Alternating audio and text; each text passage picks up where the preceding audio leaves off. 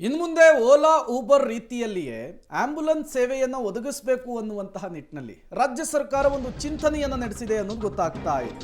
ಖಾಸಗಿ ಆಂಬ್ಯುಲೆನ್ಸ್ಗಳಿಂದ ಹೆಚ್ಚಿನ ದರ ವಸೂಲಿ ಆರೋಪದ ವಿಚಾರಕ್ಕೆ ಸಂಬಂಧಪಟ್ಟಂತೆ ಸಚಿವರು ರಿಯಾಕ್ಟ್ ಮಾಡಿದ್ರು. ಈ ಸಂದರ್ಭದಲ್ಲಿ ವಿಚಾರ ಪ್ರಸ್ತಾಪಿಸಿದ್ರು. ಕೆಪಿಎಂಎ ಅಡಿಯಲ್ಲಿ ಆಂಬ್ಯುಲೆನ್ಸ್ ಸರ್ಕಾರದ ಅಡಿಯನ್ನು ತರ್ತೇವೆ, ಮುಂದಿನ ವಿಧಾನಸಭಾ ಅಧಿವೇಶನದಲ್ಲಿ ಹೊಸ ಬಿಲ್ ಅನ್ನು ಮಂಡಿಸ್ತೇವೆ. ಆರೋಗ್ಯ ಸಚಿವ ದಿನೇಶ್ ಗುಂಡೂರಾವ್ ಅವರು ಕೊಟ್ಟಂತಹ ಹೇಳಿಕೆ.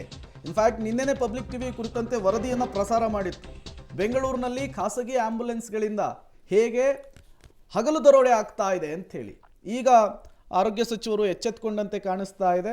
ಇನ್ನು ಮುಂದೆ ಓಲಾ ಊಬರ್ ರೀತಿಯಲ್ಲಿಯೇ ಆಂಬ್ಯುಲೆನ್ಸ್ ಬುಕ್ಕಿಂಗಿಗೂ ಕೂಡ ಒಂದಿಷ್ಟು ಪ್ಲಾನ್ಗಳಾಗ್ತಾ ಇದೆ ಅನ್ನುವಂತಹ ಮಾಹಿತಿಯನ್ನು ಕೊಟ್ಟಿದ್ದಾರೆ. ಬಟ್ ಸರ್ಕಾರಿ ಆಂಬ್ಯುಲೆನ್ಸ್ಗಳು ಎಲ್ಲ ಕಡೆ ಅವೈಲಬಿಲಿಟಿ ಇದ್ದಿದ್ರೆ ಖಾಸಗಿ ಆಂಬ್ಯುಲೆನ್ಸ್ಗಳ ಈ ಪರಿಸ್ಥಿತಿ ಬರ್ತಿರ್ಲಿಲ್ಲ ಅನ್ನೋದು ಕೂಡ ಅಷ್ಟೇ ಮುಖ್ಯ. ಮೊನ್ನೆ ಒಂದು ಕಾನೂನನ್ನು ತರೋದಕ್ಕೆ ಒಂದು ಕ್ಯಾಬಿನೆಟ್ನಲ್ಲಿ ಅಪ್ರೂವ್ ಮಾಡಿದ್ದೀವಿ.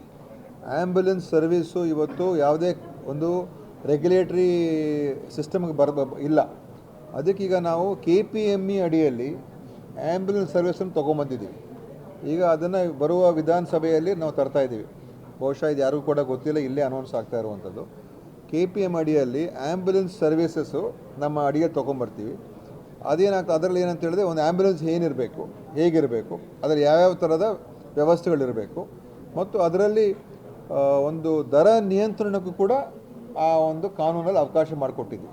ಯಥೇಚ್ಛವಾಗಿ ಏನೇನೋ ದರಗಳನ್ನು ಸಾರ್ವಜನಿಕರ ಮೇಲೆ ಹೇರುವಂಥದ್ದು ಆಗಬಾರ್ದು ಉದ್ದೇಶದಿಂದ. ಆದರೆ ಅದನ್ನು ಯಾವ ಥರ ಮಾಡಬೇಕು ಮುಂದೆ ನೋಡೋಣ.